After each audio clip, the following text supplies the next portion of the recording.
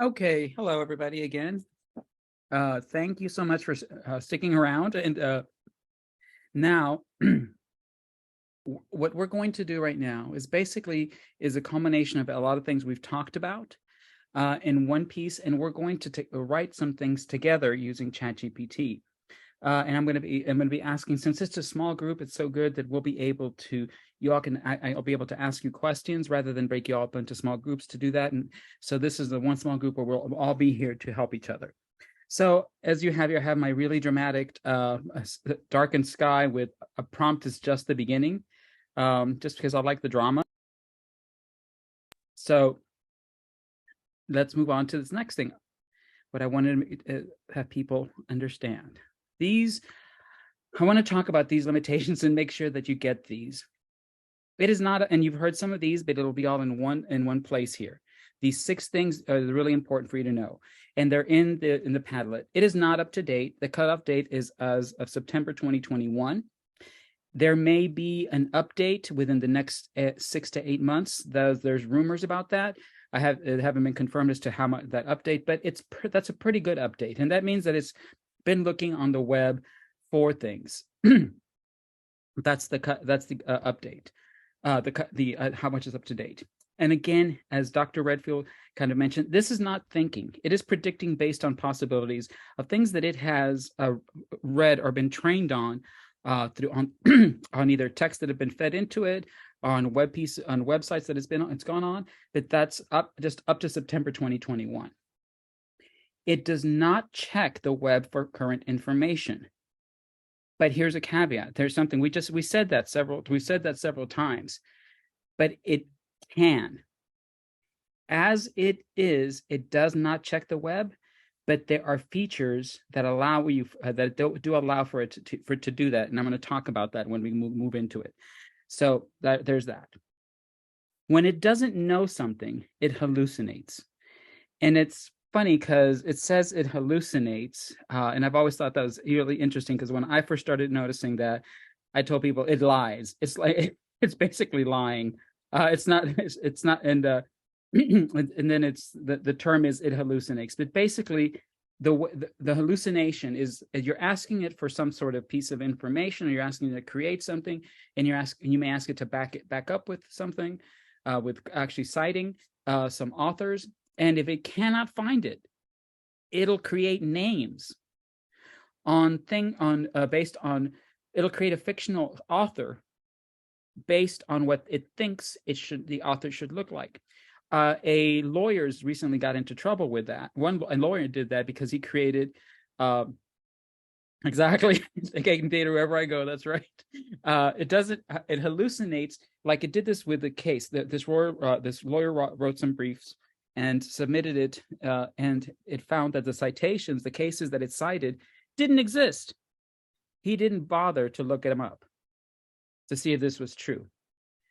Privacy, and so we'll go back to that again and again. The term hallucination really refers to that, and there's a couple of really good articles that it's like it gets backed into a corner and it can't find it, so it'll create something that sounds plausible. And I actually think the term hallucinating is a bit off, because hallucinates, the person who's seeing somebody hallucinates looks like you can see that somebody's hallucinating. Here, that's not the case. It looks very plausible. What it's giving you can be very plausible. This next one, privacy issues can be a great concern. It can be a great concern. And some of the work that we've done, we've made sure to anonymize things, that if you don't mention your own name, etc. But they've just come up with a way to help with that, and I will talk about that. It's a very good way that they've come up in order to help with this issue. I would still be careful, but even it can be a concern, and I'll show you what they've come up with in order for you for that not to be as great a concern. In this last piece, it may not always respond the same way twice, and I've seen this time and time again. So it's very good for us to go several times, to create something several times to get the best out of it. But not just that, there'll be other pieces that we'll be looking at. Now that it's very short, it's a very short little presentation, and now we're just going to dive into doing something. So give me 1 second so I can bring up my own ChatGPT here. Any questions on what I just said, by the way? Is this solely for ChatGPT or is this prompt engineering in general? But there's some of these limitations applied to Right or now, is it since ChatGPT is the most used, that I think that we can generalize to that. However, there are other frameworks, and the term hallucinating has been around for a while when it comes to these terms to AI. It's not new, so it can be used for other things. It does apply to other things. So here's what my chat GPT looks like. And I want to go over some things about it in general first. Here to the side is the sidebar. And the sidebar is where you can see conversations that you've had. So down here, it has settings, my plan, clear conversations. And I'm going to go to settings real quick to show you a couple of things. First, this is real general here. The theme, you can be system, dark, light. That's fine. Right there, you can clear all the chats. The beta features. Here's what I was telling you about. Browse with Bing. Bing is the is a search engine, and this is how you can get it to use the web, to browse the internet as it's asking questions. Now, I'll tell you, this is a beta feature because it works. I want to say that this works well about 50% of the time. If your prompt is very specific, sometimes it takes too long and times out. Because what it does, it'll go and try to immediately get information. Go to Bing and get the search for the information. Look for the first thing that comes up, and then from that first thing that comes up, it'll read it, so to speak, and then try to get some information from that. It's not like the way it's done before, where it's evaluated something very well. So that's why this is still beta. On the data controls, shared links is we'll look at shared links, but here's the thing about export data. Here you can export everything that you've ever done. You can delete what you've done, and here's the part that's interesting about privacy. Chat history and training. Save new chats on the browser to your history and allow them to be used to improve our models. Unsaved chats will be deleted from our system in 30 days. But however, when you do this, when you click it and it's off like this, the chat history is off. So that means that anything that I'm going to start writing on here is basically not going to be kept on their chat history and possibly used for their training. Now, there's originally they had in some of their terms of services, they said they were not going to use it, but then I guess they changed it and they came up with this to make sure that everybody was comfortable with using certain asking certain questions that they didn't want to have be saved on there. So that is the way to hide to basically get around some of the privacy concerns.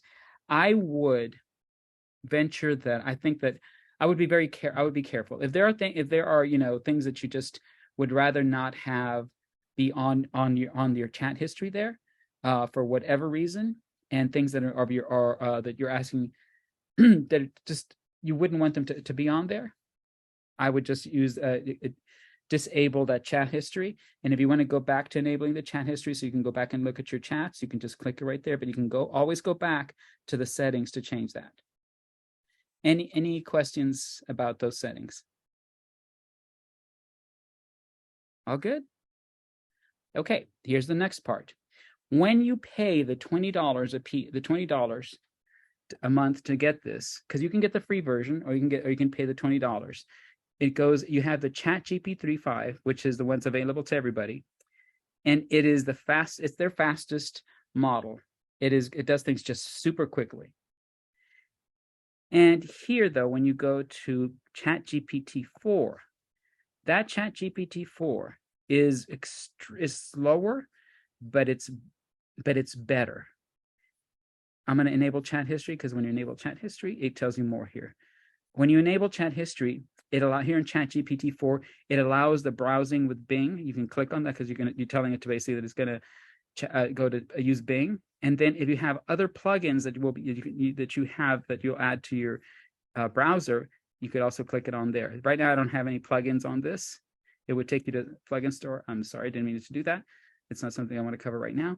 Right now, I'm just going to use the default. But here is if you want your prompt has you want it to search for something, you can go to click on here. But for the moment, we'll go to default. And this one has more cognitive, is more creative, and has more. They say it has more advanced reasoning, but it's slower. And I've noticed the difference between the two quite well. So, are any questions? Any thoughts? None? Okay, all right. So I was a fourth grade teacher, a fourth grade bilingual teacher. So what we're gonna do is I'm going to with you create a lesson. I'm going to show you what I feel are my my thought processes about the way you probe and consistently iterate, do iterations with what you're asked it to do. So I'm going to go with a very simple one. From the perspective of a fourth grade teacher, and I always make sure to add from who. And yes, I am one of those that say please, because if the Skynet does take over, I wanted to remember that I was the polite one. Please write a lesson plan. You never know about fossils.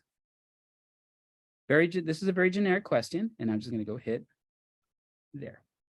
And notice that it's just a little bit slower than the others. The other was just zooming through.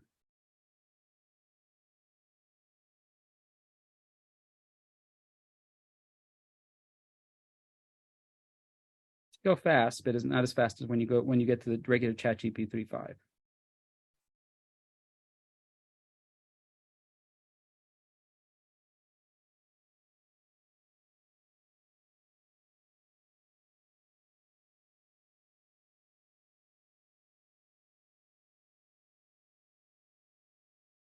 Okay, so I'm going to this right here. Just a quick. I'm going to ask a couple of questions. So, Gina, from here, from the objectives, I noticed that you said you're from Illinois, correct? Yes. Hi. Yes. Sorry. Yes. So as you noticed, yeah, the objectives here are very blah. They're kind of just the sort of thing. They're not they're okay, but it's not fantastic. The materials, it has a obviously it's going to head up to an activity where they're going to create some sort of issue, some sort of fossils, and that's okay. There's a warm up, and then there's a direct instruction that includes provide a definition, explain what that there are remains of traces of organisms. It's like you said, very blah almost. When I'm doing these, and I'm gonna use the it's Common Core standards in Illinois. Yeah. Okay, so what I would do in an iterative sense, I would do this. I would ask it to rewrite. Please rewrite the objectives. Please just write just the objectives. Yeah, the objectives. Or no, let's rewrite the lesson based on Common Core objectives. Okay, misspelled objectives. Okay, and there it is.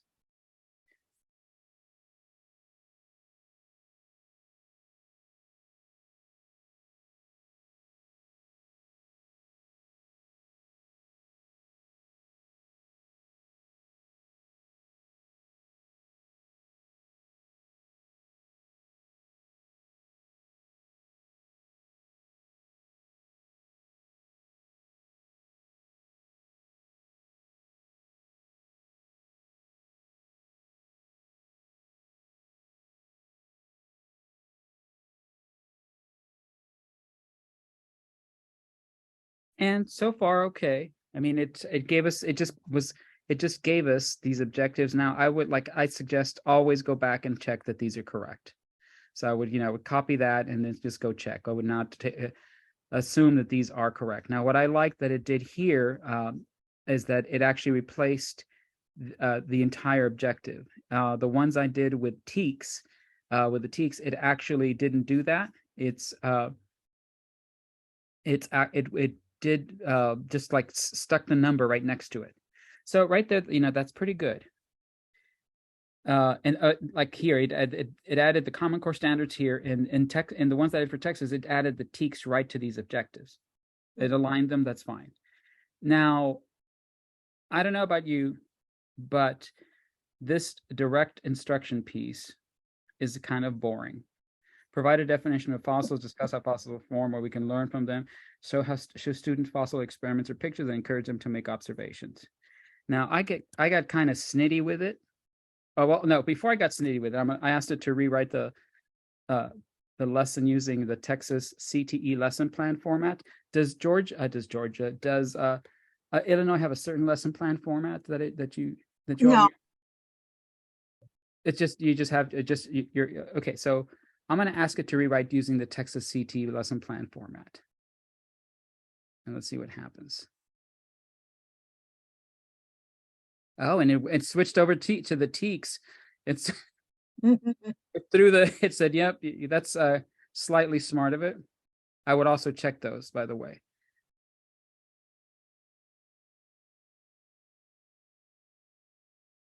And notice how I'm doing here. I'm having a conversation with it.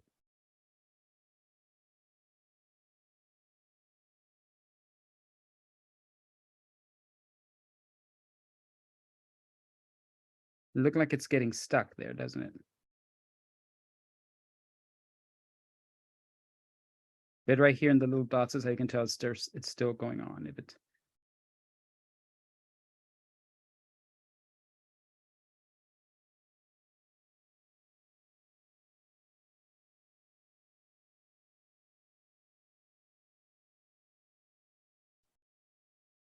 So, okay. I'm going to ask it to stop generating. Oh, no, there it goes.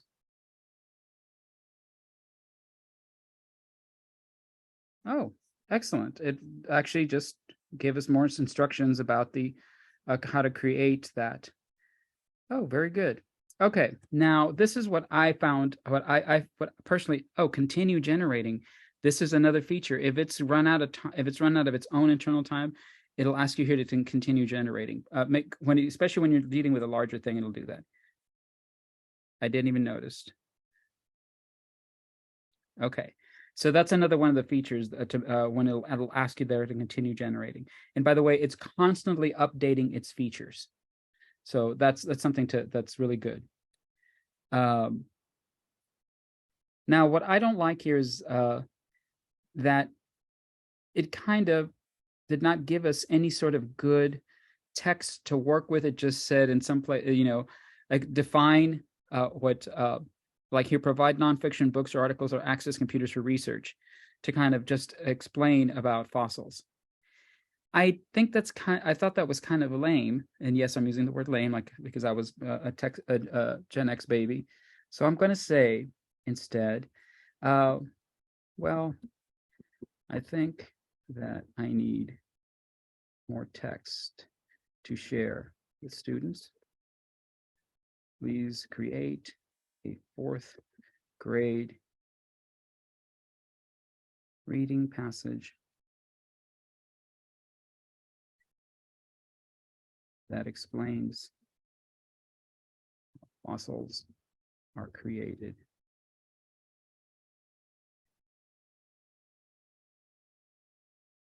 Please make it grade level appropriate. Now, I do that, I'll tell you, because if you just say 4th grade level reading passage, I don't think I've noticed that if you just say that, it's not enough. I tell it, just please make it grade level appropriate, and let's see how it handles that.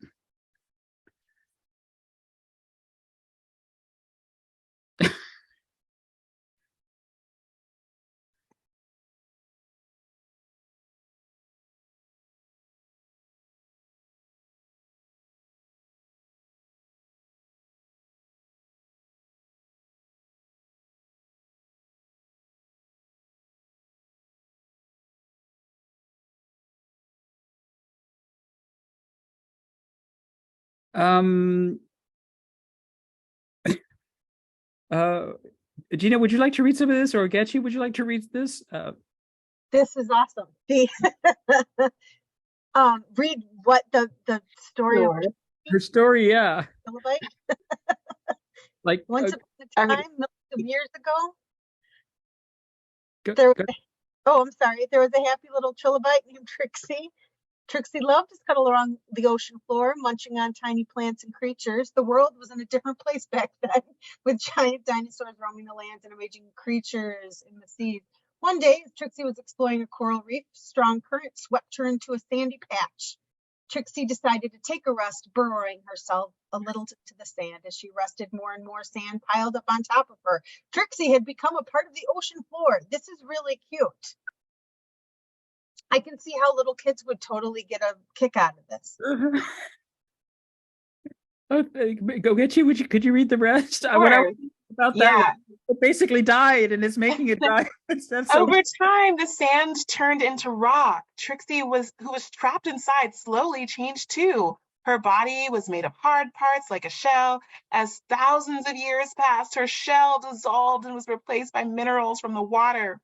These minerals were like tiny building blocks that copied the shape of her shell. Meanwhile, up above, the world kept changing. Mountains rose and new creatures evolved. The place where Trixie was buried went through a lot of changes too. The ocean dried up and the rock that held Trixie turned into a hill. Fast forward to today, a young girl named Mia is hiking with her family in the hill. She is super curious and loves to collect rocks and stones. On the side of a hill, she finds a peculiar rock with a strange pattern. She can't believe her eyes. It's a fossil, and the pattern is Trixie's shell. Mia's discovery is incredible. By finding Trixie's fossil, scientists can learn about the ancient creatures that lived in the ocean millions of years ago. Fossils are like nature's time machines, helping us travel back in time to see what life was like long, long ago. And that's how Trixie, the trilobite, turned into a fossil and made a journey through time to teach us about the ancient world. Next time you see a fossil, just imagine the fantastic journey it has taken to get to you. I'm flabbergasted and floored by this. You saw it. I didn't do this. This is pretty interesting. Now this is where the conversation, it really did make me laugh about the whole poor little Trixie got trapped under there for millions of years. Didn't say it died, just got trapped and changed. So, but one of the next things to do is, well, some of the for this particular passage, so I can use it in this lesson. Well, I need to differentiate because I have Spanish speaking students. So I'll go and I'll say, can you translate it to Spanish, please? Because I am not going to be eaten up by Skynet.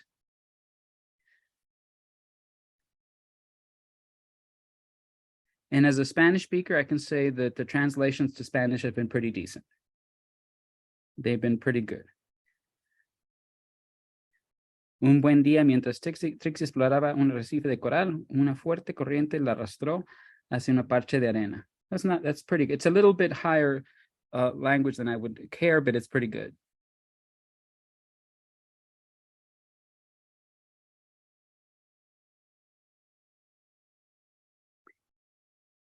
Now so that's pretty good. I would double check it, by going into Google and having it translate into English, and see if it's a very if it's the same. Now I'm gonna I would ask it now to rewrite this for a student with learning disabilities who reads at a second grade level. And here I'm going to say, actually, for a fourth grade student with learning disabilities who reads at a second grade level.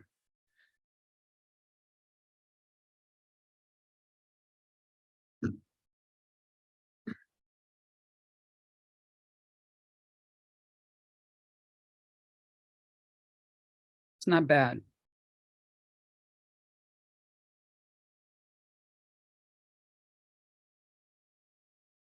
It's not bad. But if I wanted to go a step further, for some other students. I don't know how many of you ever were reading teachers in elementary. There's something called Dolch word books. Dolch words are basically words that are short and that students they have an easier time picking this up because sometimes it's sight reading words, sometimes they're high frequency words, and it's often used to have practice with decoding and comprehension. So I just asked, is it possible?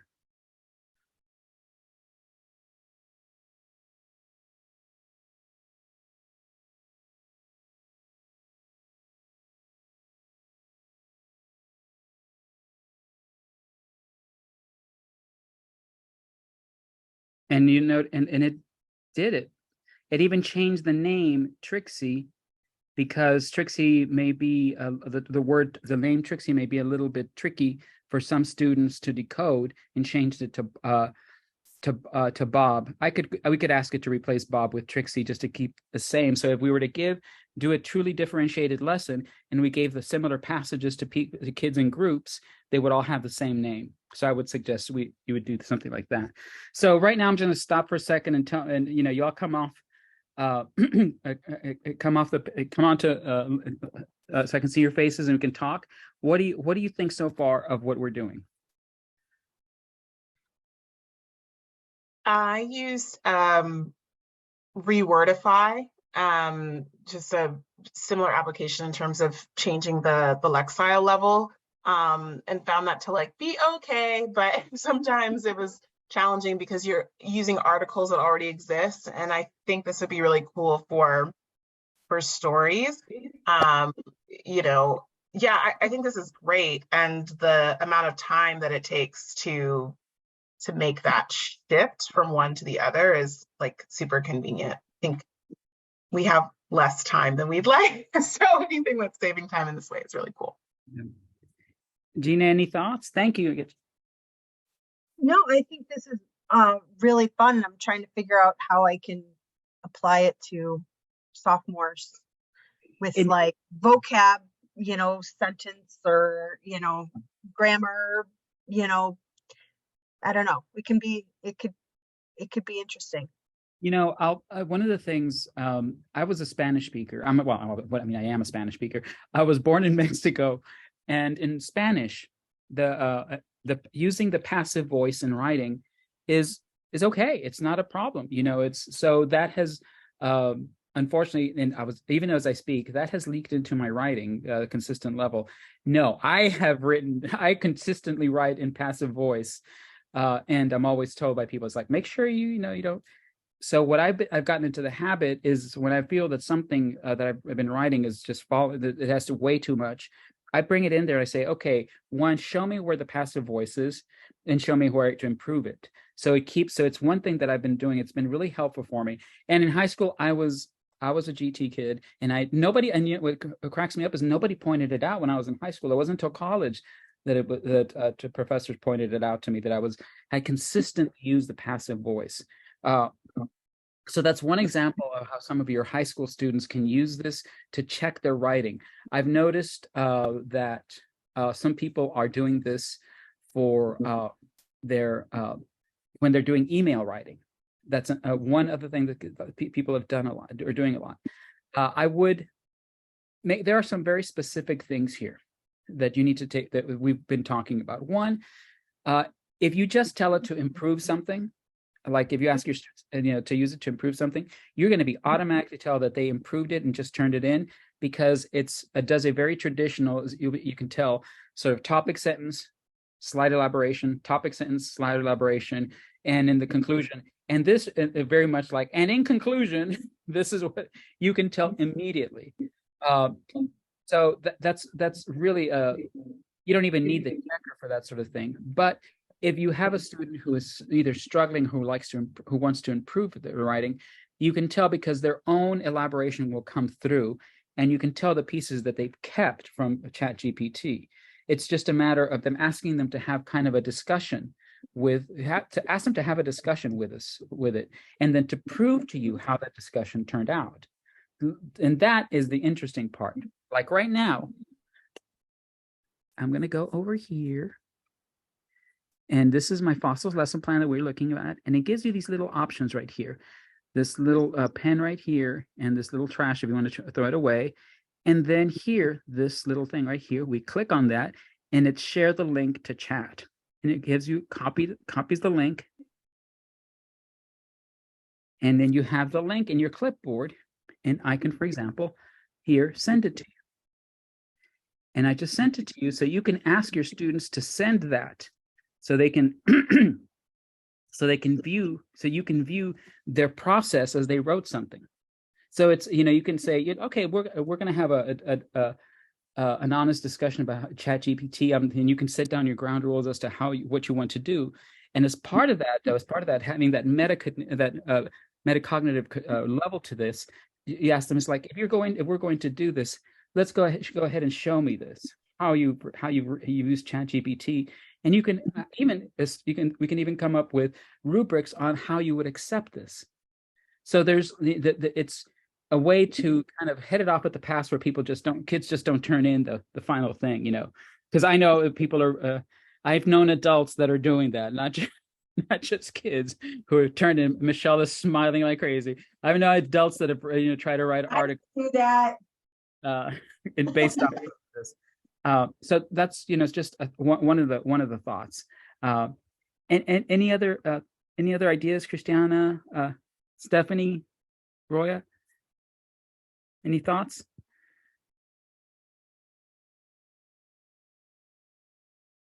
So far, okay. Now, I do. Can I share a little, or can I talk for 1 second? Yes, please. So when you shared that, I took it and I added it to mine, and I asked it, how can you differentiate this lesson for a student who can't use their hands? Can you share it? Go ahead. Yes. So this is even great. This would be even great to work with your colleagues, to work on lessons together like this. And I can tell you, there's no way, as you can see, there is no way that this is going to replace us, because otherwise, without our interventions into this, without our working into it, it just. So I wanted to know that if my daughter was taking in class with Professor Bojorquez and he had this lesson, I wanted to know what could it do differently. So, if she has an aid, or she could audio tell it, can you differentiate for her? And it said, look, she can do an audio book. I didn't get a chance to read, but she had some adapted activity. She can do a virtual fossil exploration, storytelling activity, or she can use speech to text. She could have a group discussion and have someone be her note taker. She could have teacher peer assistance. You know how many teachers I've worked throughout the year with my children that says, well, I don't know what to do. I don't know how to modify lessons for her. They do. I mean, it's just a time factor, right? Like I don't have something like this would have taken me another hour of my time to figure out, okay, well, here's some ideas, right? But ChatGPT does it in like 2 seconds. That's the power of it. Yes. So. Thank you so much. Thank you. Where was I? Let me go back. Thank you, Liz. One of the things that I would mention here, in a similar vein, is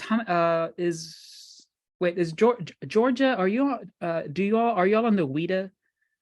Do you all use? Yes, WIDA? We do. Mm-hmm. Do you all do sheltered a PSYOP?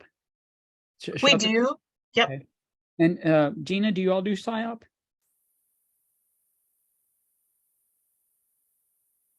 Yeah, I will say that our English teachers get trained in it.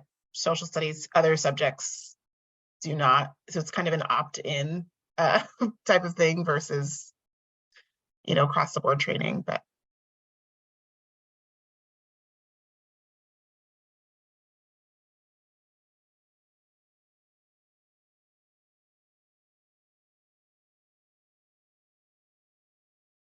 someone might be frozen. Hector.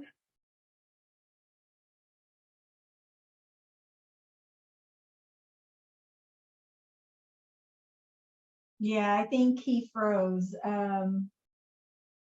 Yeah, I think he got kicked out.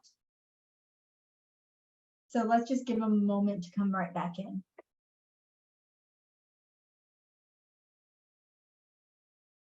I'm glad to have the link though, because I was thinking, okay, what were those prompts that he was using to kind of keep making those iterations? And I can see this being really helpful.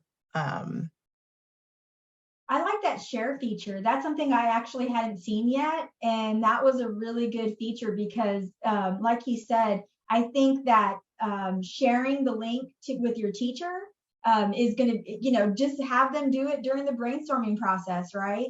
And so they may be using ChatGPT to brainstorm and refine, and then they can write, their own essay with those ideas. But they can share that with you during that process so that they know that that this was written.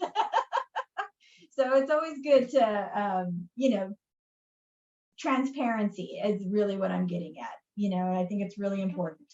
Okay, he's calling me, so let me just answer. But even as an educator, right? I think this is a good tool that now I can work with that teacher, right? I have a first grade teacher who has an emergent bilingual who's a newcomer. I could already write up that lesson and send it. Here's the link for student A. Here's the link for student B. Or here's the link for that small group we talked about. Here's some ideas. And it's already typed, set up. It's beautiful. I mean, I can see so many benefits coming from this. For sure.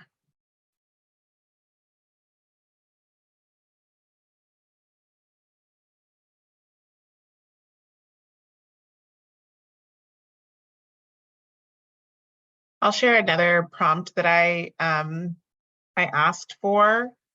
I'm reading this book called the Social Emotional Learning Playbook from Corwin, and they have great professional development resources.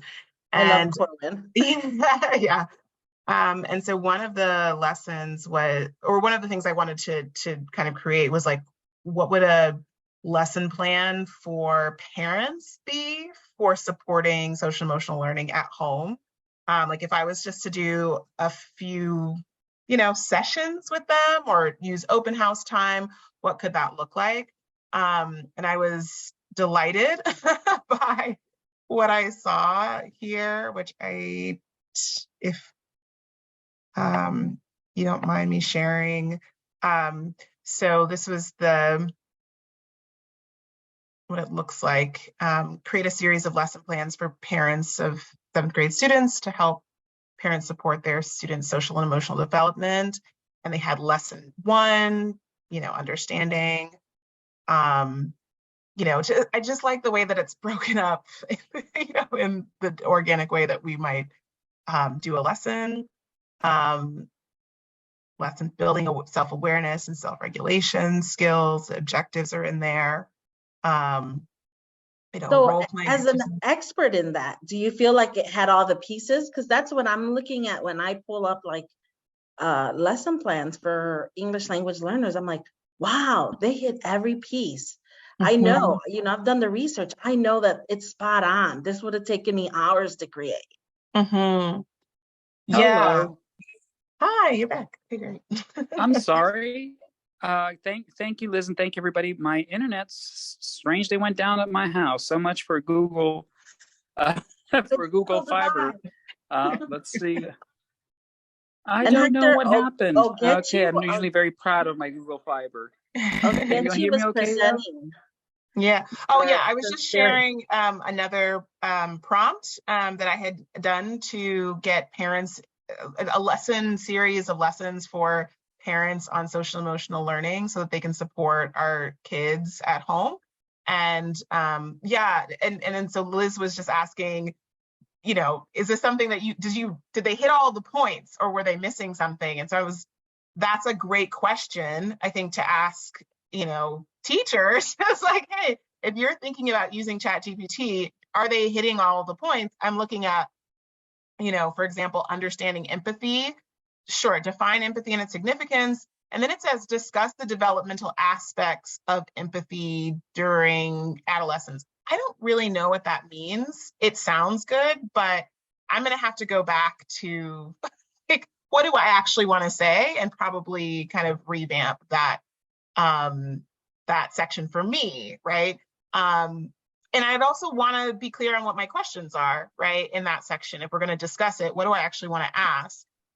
So I think that this is a great way, like you said, to get it off of the blank page. But now I can actually do something with it, or it can, provoke more discussion in the future with colleagues who want to maybe do this with me. One of the things I would suggest is that if there's a piece there that you're like, I want you to define and elaborate.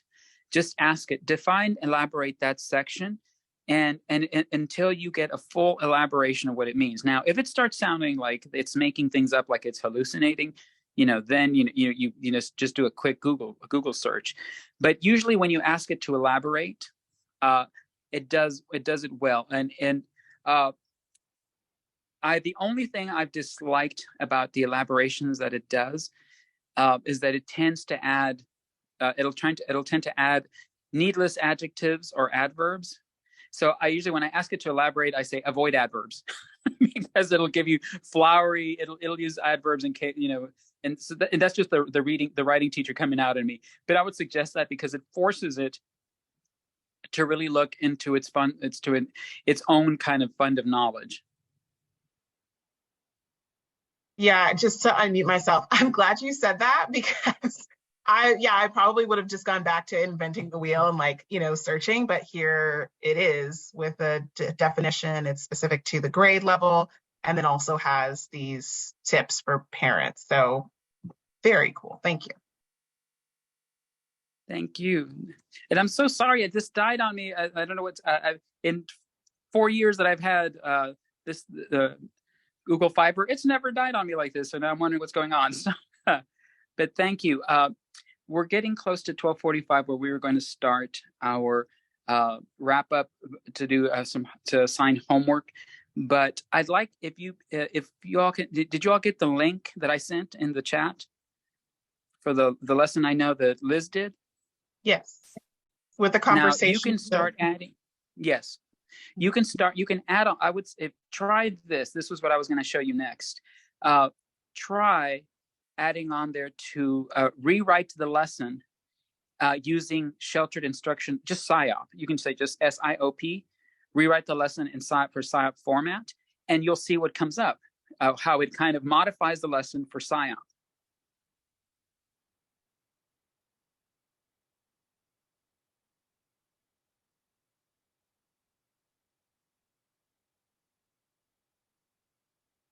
So, okay, I'm not on mute. So I'm also going to drop in the evaluation for this session. We're going to do evaluation at the end of every day. It's just a quick rating scale. If you don't mind going through that during these last 15 minutes as well, that would be amazing. So it's a Google form. So you just click on it and fill that out. And then Hector's going to do did he freeze again? I think he froze again. Oh, there you are. I'm here. Okay, I'm good. here. So as Hector's doing the wrap up, like I said, it would be great if you guys can fill out that form for us. We want to make sure that we honor your time and that we end at 1 o'clock. Unless you have questions, we're happy to hang and answer them for you. Oh, can I? Oh my gosh. Okay, it's so cool. For anybody who is trained in Project Chris, which I can't remember the acronym right now, but on student ownership, it does the same thing for that too, which I love. So yeah, that's exciting. Any kinds of format that you are kind of looking at that can adapt for that, especially because it takes me so long to write my lesson plans, and I've like really struggled with that in the last few years. So this was great. Thanks. And here's another twist to all this. here at IDRA, we're very much about asset-based practices and asset-based pedagogy, culturally relevant pedagogy, and you can ask it to write the lesson plans based on culturally relevant pedagogy, asset-based practices. But you can also have it to do this. You can feed it let's say a few paragraphs from your favorite researcher or who you like around this. Like they say, even Dr. Ladson Billings or any of the people that are the big hitters around culturally relevant pedagogy. Feed it a couple of paragraphs and say, using this information, rewrite this lesson plan using the recommendations from here. Yes, exactly. There is. I'm so glad you said that. You mentioned its name. There is an article that I'm going to send everybody, because whenever I read an article, I want to send it to everybody. An article that just came out about basically quantifying and doing surveys to make sure that your own teaching is based on asset-based practices, and it just came out about 2 months ago, and Mohammed's mentioned is cited on there. Dr. Ladson Billings cited. It's just a wonderful article, and it has the questions on there that you can ask your students, and you can ask about this. And I connected to this because we can't treat, if we're going to use this, we need to, like Dr. Redfield said, we need to feel like we're collaborating with it. So we may have our own ideas, and this can help us further our ideas by collaborating with it. Did I freeze again? No, we can hear you. And also, can you drop the link to the article in the chat, and then I'll make sure to put it on the Padlet? Yes, yes. Since I'm doing this off my phone, I can't really do it very well. Okay, no worries. I will as soon as I get back on. Okay. Now the homework I was going to have you all do is to do your own lesson plan like this, and do it as this sort of iteration. And the iteration, normally an iteration is when you ask something to rewrite, given some feedback.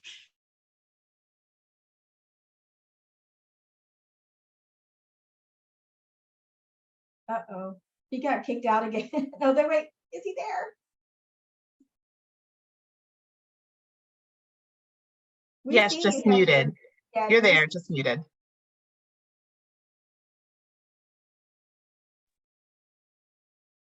If you unmute yourself, I think we'll hear you. Okay, sorry. Was yes. That it happened when I started talking about homework. Was that the gods telling me not to talk about homework? And I heard anyway through to use it and rewrite, but I lost after rewrite. Yes. That iteration is normal. When we're talking about iteration, there's lots of different ways that iterative processes happen. Sometimes is iterative, to me, usually refers to kind of iterative functions in algebra, where you basically stick the number back into an equation and it goes on and on and on to create that's how you get fractals. But really, in this case, what we're talking about is using ChatGPT in an iterative process by engaging with it as you're reading what it gives you, then commenting and asking, you give it feedback and say, now rewrite using what I'm telling you. So the homework, yes, is to create your own, doing an iteration, rewrite. Exactly. That's exactly what I had written. Thank you. It's like I sent somebody else $50 ahead of time. And with that feature where you're able to send the link to us, you can send the link to your conversation to us in the morning, or whenever you get the chance before class tomorrow. So thank you so much. That's all I have for me. Y'all have been just a wonderful group. Thank you so much. It's really exciting. I used to do a lot more training on a daily basis. So once I became director of operations, I don't get to do as much training. So it's a lot of fun to get back on this horse.